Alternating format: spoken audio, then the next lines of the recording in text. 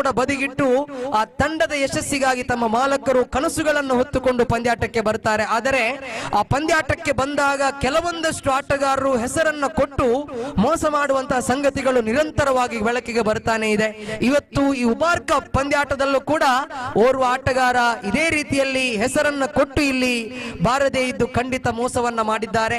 ಮುಂದಿನ ದಿವಸಗಳಲ್ಲಿ ಅವರ ಹೆಸರನ್ನ ಇಲ್ಲಿ ನಾವು ಹೇಳದೇ ಇದ್ರು ಅವರ ಹೆಸರನ್ನ ಖಂಡಿತ ಸಾಮಾಜಿಕ ಜಾಲತಾಣಗಳಲ್ಲಿ ತರುವಂತ ಪ್ರಯತ್ನವನ್ನ ಸಂಘಟಕರು ಮಾಡ್ಲಿಕ್ಕಿದ್ದಾರೆ. ಕಾರಣ ಒಂದು ಹೆಸರನ್ನ ಕೊಟ್ಟು ಆ ತಂಡಕ್ಕೆ ಮೋಸ ಮಾಡುವಂತದ್ದು ಖಂಡಿತ ಶೋಭೆಯಲ್ಲ.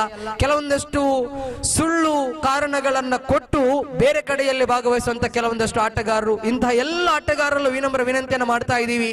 ಕ್ರಿಕೆಟ್ಗೆ ನೀವು ಮೋಸ ಮಾಡಿದ್ದದ್ದೇ ಆದರೆ ಒಂದು ದಿನ ಮುಂದೊಂದು ದಿನ ಖಂಡಿತವಾಗಿಯೂ ಕೂಡ ಕ್ರಿಕೆಟ್ ನಿಮಗೆ ಮೋಸ ಮಾಡ್ಲಿಕ್ಕಿದೆ.